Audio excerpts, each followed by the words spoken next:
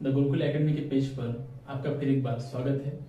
आज के इस वीडियो लेक्चर में हम पढ़ने वाले हैं ब्लड और उससे संबंधित कंपोनेंट्स के बारे में। यह वीडियो लेक्चर जो है वह पूरी तरीके से एनसीईआरटी पर बेस्ड है और आप इस वीडियो लेक्चर को अंत तक जरूर देखिएगा, यकीनन आपके लिए फायदेमंद साबित होगा। तो देखिए, हम देख रहे थे ह्यूमन ब्लड सर्कुलेटरी सिस्टम के बारे में। यह पढ़ते वक्त हमने पढ़ा था ब्लड वेसल, हार्ट और कार्डियक साइकिल के बारे में। आज जो है हम पढ़ेंगे ब्लड और उनसे संबंधित कंपोनेंट्स के बारे में।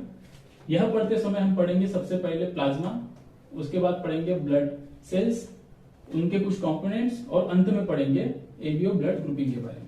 तो दोस्तों चलिए अब हम पढ़ते हैं ब्लड के बारे में। तो देखिए, ब्लड जो है उसके दो कंटेंट्स होते हैं, एक है प्लाज्मा और दूसरा है ब्लड सेल।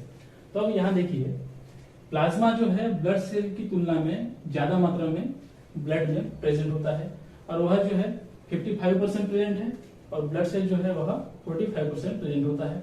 तो अब देखिए, प्लाज्मा जो है वह कलरलेस फ्लूइड होता है, या यूं कहें कि पेल येलो, और प्लाज्मा जो है वह अल्कलाइन यानी कि बेसिक होता है। और प्लाज्मा को यदि हम देखें तो इसमें जो है वाटर जो है वह 90% होता है, प्रोटीन जो है वह 7% होता है और नॉन ऑर्गेनिक सब्सटेंस जो है वह 3% होते हैं। तो अब देखिए, प्लाज्मा में प्रोटीन जो होता है 7% होता है, तो जो मुख्य प्रोटीन है वह होते हैं टोटल 4, और वह कौन से है? वह है ग्लोबुलिन, अल्बुमिन, प्रोथ्रोम्बिन और लास्ट फाइब्रोनेजेन। अब इनका कार्य कौन सा होता है? तो देखिए, ग्लोबुलिन जो होता है वह एंटीबॉडीज प्रिपरेशन के कार्य में मददगार साबित होता है, और अल्बुमिन जो होता है वह जो है ऑस्मेटिक बैलेंस जो है यानी कि ऑस्मेटिक बैलेंस मेंटेन करने के लिए सहायता करता है। यूं कहे, ब्लड का साल्ट और वाटर का कंटेंट जो है वह मेंटेन करने का कार्य अल्बुमिन द्वारा होता है। तो अब देखिए, प्रोथ्रोम्बिन और फाइब्रिनोजेन ये दोनों जो प्रोटीन है उनका एक ही रोल होता है कि वह ब्लड कोआगुलेशन की क्रिया में भाग लेते हैं और सहायता करते हैं। तो देखिए, ब्लड का जो पीएच होता है, आप ध्यान में रखिएगा, वह लगभग 7.35 टू 7.45 इतना होता है। तो दोस्तों, हमने प्लाज्मा अच्छी तरीके से पढ़ लिया है। अब हम देखते हैं ब्लड सेल के बारे में। सबसे पहले हम पढ़ेंगे आरबीसी के बारे में, और आरबीसी को हम कहते हैं रेड ब्लड सेल्स, और इसका और एक नाम है जिसे हम कहते हैं इरिथ्रोसाइट्स। अब देखिए, डायग्राम की तरफ चलते हैं। यह आरबीसी की डायग्राम है। यहाँ पर क्या कहा गया है? आरबीसी का शेप जो है वह है बाइकॉन्केव, और यह जो है नॉन न्यूक्लिएटेड है, यानी कि आरबीसी के पास न्यूक्लियस नहीं होता, और यह जो है ऑक्सीजन को कैरी करने के लिए जानी जाती है और साथ ही साथ कार्बन डाइऑक्साइड को रिमूव भी करेगी। अब देखिए, आरबीसी का ये कंपोनेंट है जिसका नाम है हीमोग्लोबिन। हम सब जानते हैं कि हीमोग्लोबिन आरबीसी के साथ ही दौड़ता है। तो देखिए, न्यूक्लियस न होने की वजह से आरबीसी के पास इतनी क्षमता आ जाती है कि वह हीमोग्लोबिन को, मतलब ज्यादा से ज्यादा हीमोग्लोबिन अपने पास रखता है। तो देखिए, हीमोग्लोबिन की जब हम डायग्राम पढ़ते हैं तो यहाँ पर देखिएगा, इसके पास फेरस यानी कि आयरन है, और प्रोटीन के तौर पर ग्लोबिन नाम का प्रोटीन है। नाम से समझिएगा, हीम यानी आयरन और ग्लोबिन यानी प्रोटीन। अब एक और बात आप ध्यान में दीजिए कि हीमोग्लोबिन की कैपेसिटी है कि वो अपने साथ 4 मॉलिक्यूल ऑफ दी ऑक्सीजन को कैरी कर सकती है। मतलब हीमोग्लोबिन अपने साथ ऑक्सीजन के 4 मॉलिक्यूल कैरी कर सकता है। तो अब सोचिए, ये 4 मॉलिक्यूल कैसे कैरी कर सकता है? तो देखिए, यहाँ इसके पास है आयरन, ठीक है, और यदि मैं आयरन की इलेक्ट्रॉनिक कॉन्फ़िगरेशन देखूं तो ये कुछ इस तरह से निकलेगा, कुछ इस तरीके से निकलेगा। तो आप देख सकते हैं इसके पास 2 जो इलेक्ट्रॉन है आउटरमोस्ट शेल में वो फ्री है। तो इसी की वजह से अब यहाँ पर देखिए कितने एटम है, यहाँ पर आयरन के 1 2 3 4, तो कितने एटम है? 4 एटम है, और फ्री इलेक्ट्रॉन कितने हैं? 2 है। तो मिलाकर कुल कितने हो गए? 8 इलेक्ट्रॉन। तो हमें कितने ऑक्सीजन की मॉलिक्यूल की जरूरत है? 4। यदि मैं यहाँ पर लिख दूं कि 4 ऑक्सीजन की मॉलिक्यूल की हमें जरूरत है, तो अब देखिए, ये ऑक्सीजन क्या करता है कि इस जो 8 इलेक्ट्रॉन है उसे अपने पास रख लेता है। यूं कहे, आयरन उसे ऑक्सीजन को, किसी ऑक्सीजन को ये 8 इलेक्ट्रॉन देता है और उसके बदले क्या होता है, ये ऑक्सीजन आयरन के साथ यानी कि हीमोग्लोबिन के साथ अपना कंपाउंड फॉर्म कर देता है। आइए अब आरबीसी के बारे में थोड़ा और पढ़ते हैं। तो देखिए मेल में जो है वह 1 क्यूबिक मिलीमीटर ऑफ ब्लड में लगभग 5.1 to 5.8 millions of the RBC रहेंगी, और यदि महिलाओं में हम देखें तो वह लगभग 4.3 to 5.2 million cubic millimetre of blood में आरबीसी रहेंगी। तो इससे क्या हमें पता चलता है कि महिलाओं में जो है पुरुषों की तुलना में कम आरबीसी होगी। ठीक है। और दूसरी बात, जो आरबीसी का लाइफ स्पैन है वह लगभग 127 डेज का है, और जो एवरेजली हम निकाले तो वह 120 डेज तक निकलता है। यानी एवरेज लाइफ स्पैन जो है आरबीसी का वह कितना है, 120 डेज। एक्यूरेटली हम बात करें तो 127 डेज का निकलता है। और दूसरी बात, जो आरबीसी का यानी कि ग्रेवयार्ड ऑफ द आरबीसी, यानी कि आरबीसी की शमशान, जहां पर आरबीसी मृत होती है तो उस जगह का नाम है स्प्लीन। यहाँ पर जो है आरबीसी, डेड आरबीसी जमा होती है, इसलिए उस स्थान को क्या कहा गया है, ग्रेवयार्ड ऑफ द आरबीसी। और दूसरी बात, फोइटस में जो है यह आरबीसी जो है स्प्लीन और लीवर द्वारा प्रोड्यूस होती है। अब प्रश्न यह है कि फोइटस किसे कहेंगे, तो फोइटस यानी माताओं के गर्भ में जो शिशु रहते हैं उनको हम कहते हैं फोइटस। फोइटस में जो स्प्लीन और लीवर ऑर्गन है तो वहीं से जो है आरबीसी प्रोड्यूस होती है। और दूसरी बात, एडल्ट में, ये तो आपको पता होगा ही, एडल्ट में जो है बोन मैरो में से आरबीसी प्रोड्यूस होती है। अब देखिए यदि आरबीसी किसी कंडीशन में कम हो जाए, आरबीसी यदि किसी कंडीशन में कम हो जाए तो उस कंडीशन को हम कहेंगे इरिथ्रोसाइटोपेनिया।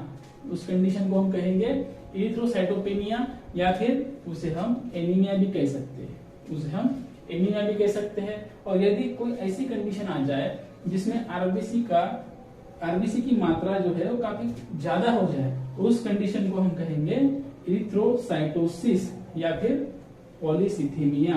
तो अब देखिए होता क्या है, यदि आरबीसी कम हो जाए तो क्या होगा, ऑक्सीजन टिश्यूज को मिलेगा नहीं, बॉडी में ऑक्सीजन की कमतरता होगी, और उसी की वजह से क्या होगा, वीकनेस, शॉर्टनेस इन ब्रीथ, ऐसी कुछ बीमारियां हमें होंगी। और वो किस में आती है, एनीमिया और पॉलीसिथीमिया में भी।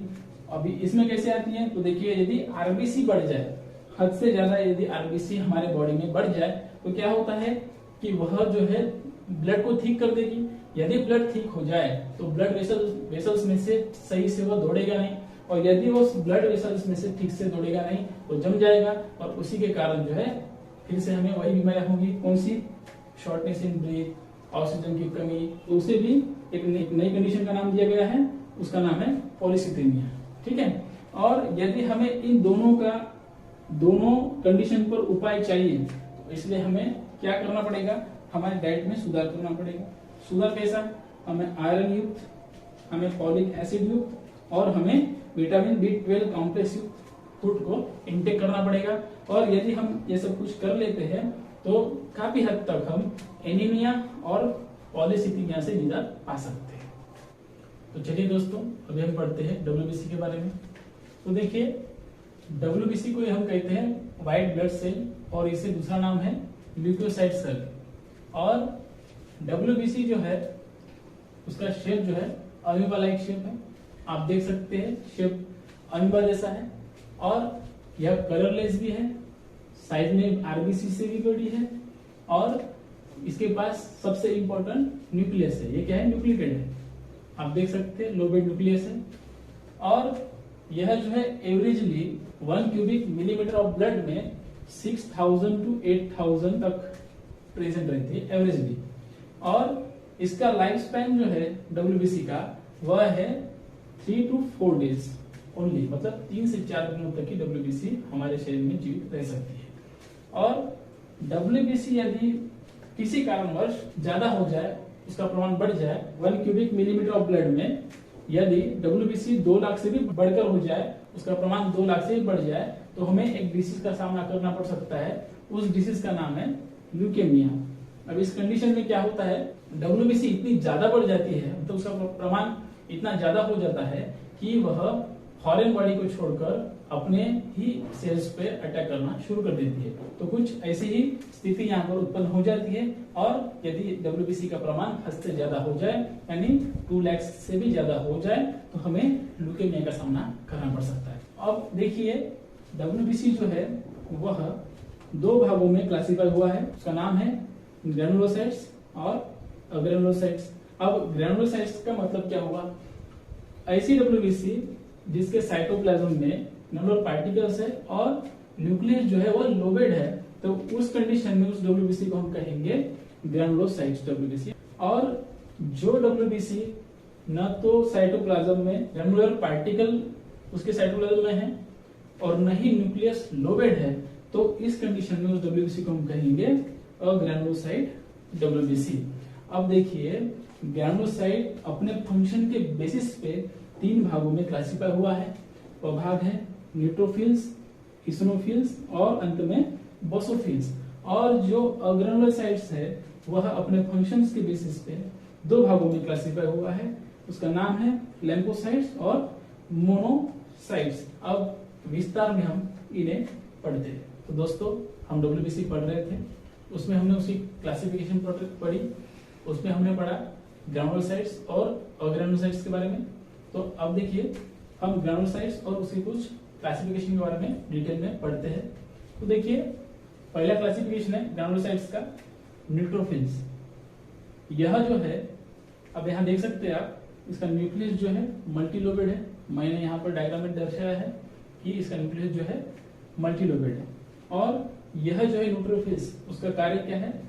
फर्स्ट टू रिस्पॉन्ड, मतलब यह जैसे हमारे बॉडी में फॉरेन पार्टिकल्स आ गए, लाइकवाइज बैक्टीरिया और वायरस, तो पहली ऐसी WBC जो रिस्पॉन्ड करती है उसका नाम है न्यूट्रोफिल्स। ओके। और देखिए दूसरा जो क्लासिफिकेशन आता है वह है इसिनोफिल्स। यहाँ पर देखिएगा इसका न्यूक्लियस जो है बाइलोबेड है, मैंने यहाँ पर डायग्राम में दर्शाया है। और यह जो इसिनोफिल है वह एंटी एलर्जिक है। एंटी एलर्जिक का क्या मतलब हुआ कि जैसे कोई एलर्जिक रिएक्शन या कोई एक्टिविटी हमारे बॉडी में होगी, तो शुरुआत उसकी होगी, तो तब जो है इसिनोफिल एक्टिव होगी और वह अपना कार्य निभाएगी। और देखिए यह इसिनोफिल जो है वह इन्फ्लामेटरी भी है। इसका अर्थ क्या हुआ कि यदि हमारा एक्सीडेंट हो जाए या कोई इंजरी हो जाए या कोई इन्फेक्शन हो जाए, तो तब जो है हमारे बॉडी पे सूजन आना, किसी जगह पे सूजन आना या फिर रेडनेस हो जाना या फिर वहां पर दर्द होना, यदि ऐसा कुछ हो जाए, शुरू हो जाए हमको, तो हम समझ सकते हैं कि वहां पर जो है इसिनोफिल अपना वर्क दिखा रही है।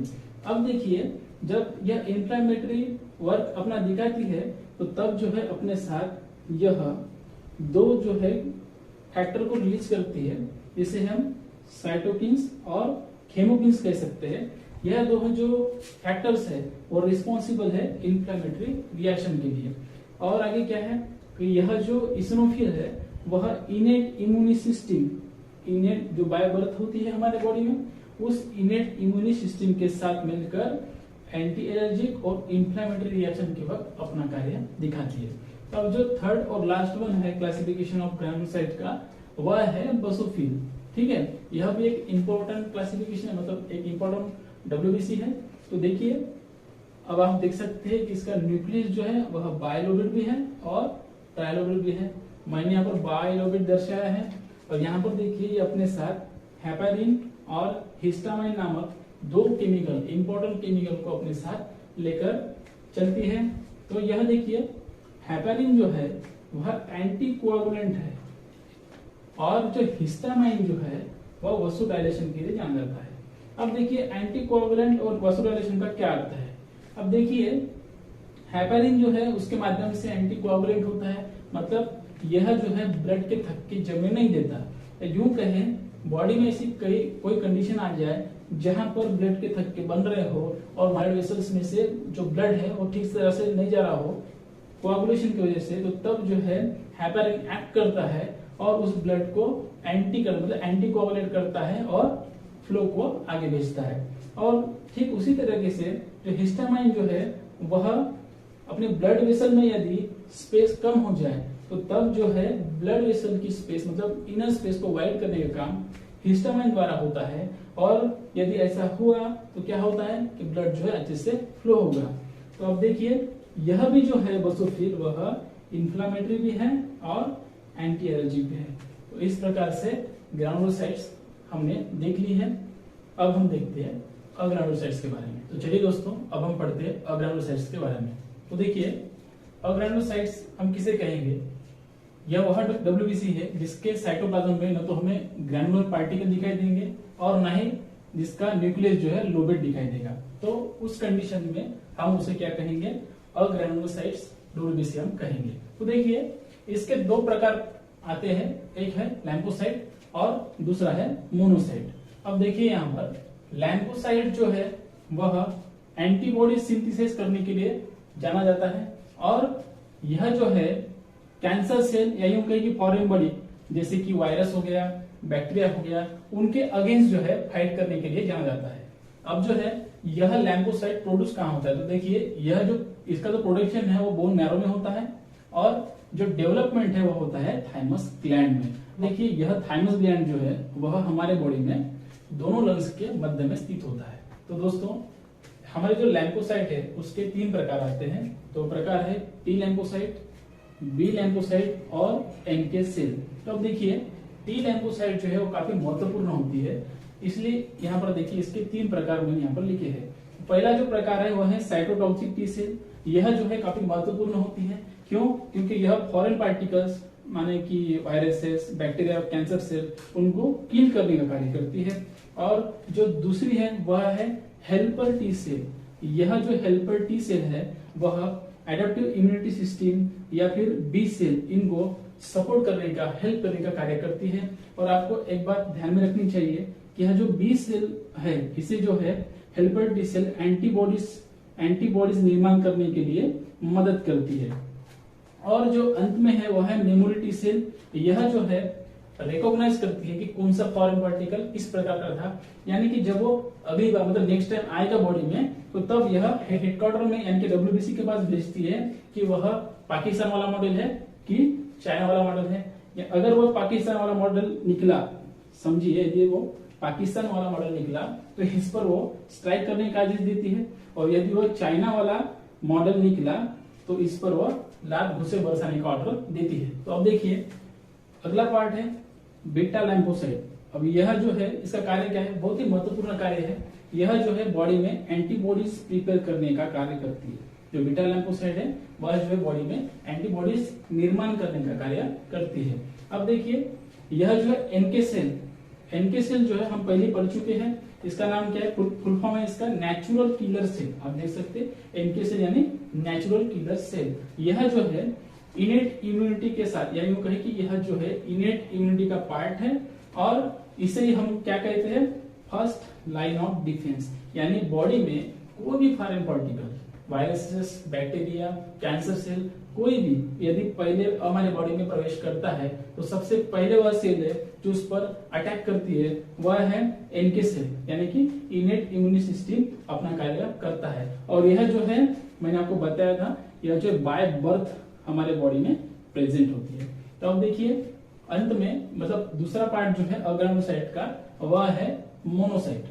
अब देखिए इसकी क्या खासियत है, यह जो है किडनी शेप्ड है, आप देख सकते हैं डायग्राम में किडनी शेप्ड है, और यह जो है जो डेड माइक्रो ऑर्गेनिज्म है उन पर फिट करने का कार्य करता है। यानी मोनोसाइट एक प्रकार से क्या है, स्कैवेंजर है।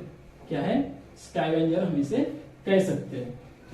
तो दोस्तों हमने ब्लड सेल देखी है, इसमें हमने आरबीसी और डब्ल्यूबीसी के बारे में बहुत ही अच्छी तरीके से पढ़ लिया है।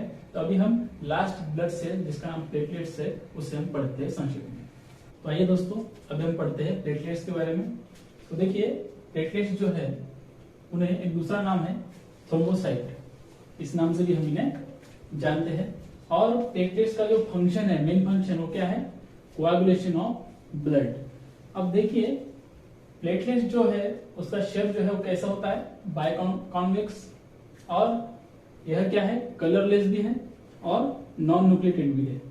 अब देखिए प्लेटलेट्स की जो लाइफ स्पैन है वह है सिर्फ 5 to 10 डेज, मतलब 5 से 10 दिन तक ही प्लेटलेट जो है हमारे बॉडी में जीवित रह सकती है। और देखिए एवरेज जो है लगभग 1.5 to 3.5 मिलियन जो है प्लेटलेट्स वह पर क्यूबिक मिलीमीटर ऑफ ब्लड में रहती है। और दूसरी बात, इसका जो सिंथेसाइज है, मतलब यह जो है बोन मैरो में एक सेल है जिसका नाम है मेगाकार्योसाइट्स। बोन मैरो में एक सेल है जिसका नाम है मेगाकार्योसाइट्स, वहां से जो है प्रोड्यूस होती है और सिंथेसिस होती है।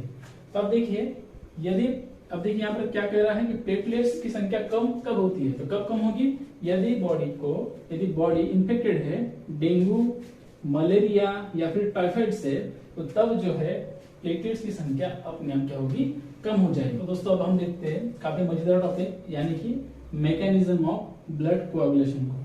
तो देखिए बॉडी में होता क्या है कि जब भी हमें कोई इंजरी या कुछ ऐसा होता है तो तब जो है बॉडी में एक प्रोसेस कार्य करती है जिसका नाम है कास्केड प्रोसेस।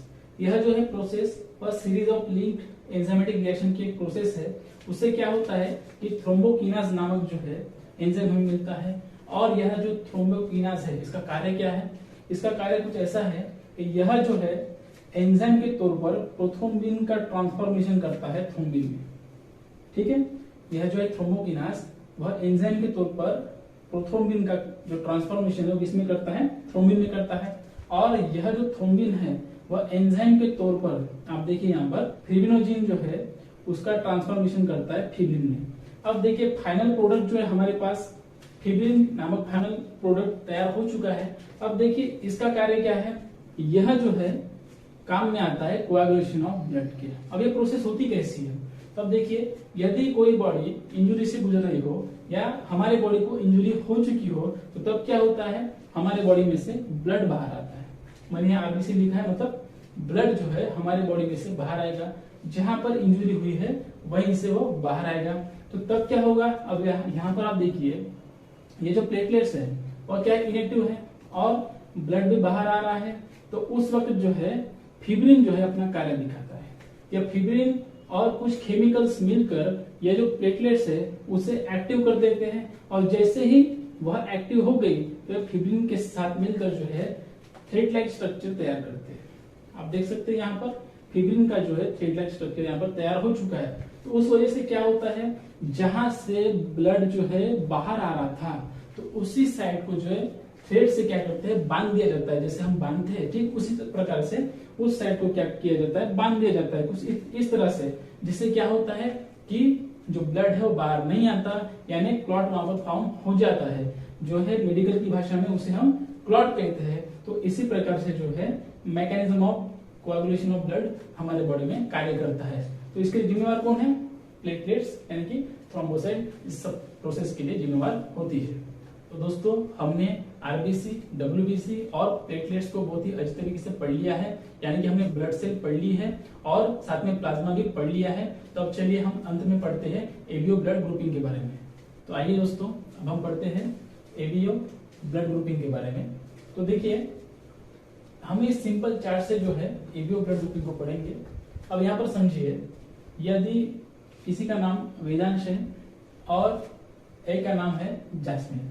अब देखिए यदि वेदांश का जो ब्लड ग्रुप है वो ए है और उसे ब्लड की रिक्वायरमेंट है, उसे क्या है, ब्लड की जरूरत है, तब क्या होगा, अब इसे जो है कौन देगा ब्लड। अभी सवाल आएगा कि ब्लड ए है, बी है, ओ है, एबी भी है। अब वेदांश का ब्लड ग्रुप ए है तो उसे ब्लड कौन देगा। तो तब देखिए हम कैसे आइडेंटिफाई करते हैं कि जब वेदांश का जो ब्लड ग्रुप ए होगा तो उसके अंदर जो एंटीबॉडी जो है वह बी टाइप की बनेगी। ठीक है, इस बात को समझिए। अब देखिए एंटीबॉडीज बनती कहां पर है, अब ये समझने के लिए जो है आपको इस डायग्राम को देखना पड़ेगा। अब देखिए ये है प्लाज्मा जो ब्लड के अंदर मौजूद है, वह कितनी फीसदी रहता है, हमें पढ़ा है पहले ही 55%। ओके, तो अब देखिए यदि प्लाज्मा में से हम क्लोटिंग फैक्टर को बाहर निकाल दे, ध्यान से देखिएगा, यदि क्लोटिंग फैक्टर को हम बाहर निकाल दे तो बचता है वो है सीरम। वो क्या बचेगा, सीरम। तो अब देखिए इस सीरम में जो है, इस सीरम में ही है मेन मजा, क्योंकि वहीं पर क्या स्थित है, एंटीबॉडीज। उस सीरम में ही एंटीबॉडीज पाई जाती है और जो एंटीजन है वो कहां पर मिलता है हमें, आरबीसी की सतह पर। तो अब देखिए वेदांश को जरूरत है ए ब्लड ग्रुप की, क्योंकि उसके पास ए ब्लड ग्रुप था। तो अब क्या होगा, उसके पास एंटीबॉडीज कौन सी बन गई है, बी टाइप की। तो अब उसे क्या होगा कि जब यदि जैस्मिन यानी डोनर का यदि ब्लड ग्रुप ए होगा, तो जब वह इससे ब्लड डोनेट करेगी तो क्या होगा, बी टाइप की एंटीबॉडी जो है वो केवल बी और जहां पर ए बी है उसे ही नॉट अलाउ करेगी, मतलब उसे अलाउ नहीं करेगी। कहने का तात्पर्य क्या है कि इसे जो है मतलब वेदांश को जब आप ए ब्लड ग्रुप डोनेट करेंगे तो वह एक्सेप्ट कर लेगा, और साथ में किसे एक्सेप्ट करेगा, ओ ब्लड ग्रुप को भी, क्योंकि यहाँ पर डोनर यदि ओ ब्लड ग्रुप का भी होगा तो भी वेदांश यानी इसकी बॉडी उसे एक्सेप्ट कर लेगी।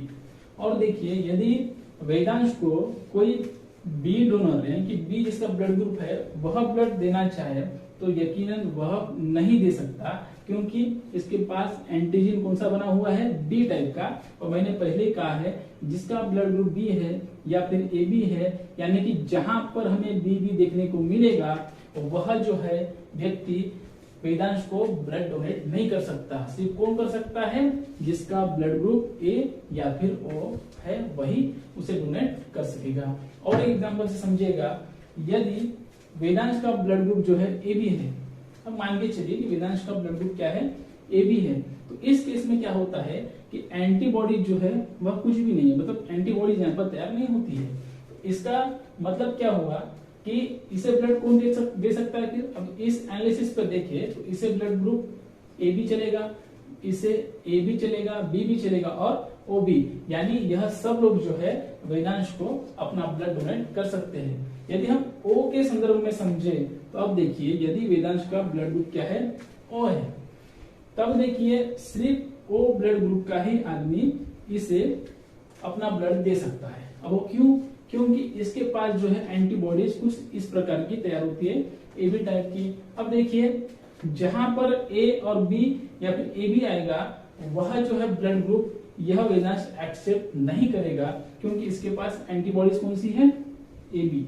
तो इस वजह से क्या होता है कि जिसका ब्लड ग्रुप ओ है केवल वही जो है ओ को दे सकता है। अब देखिए मजे की बात क्या है, ओ जो है वह यूनिवर्सल डोनर तो है, लेकिन वह सिर्फ ओ से ही ब्लड एक्सेप्ट करेगा।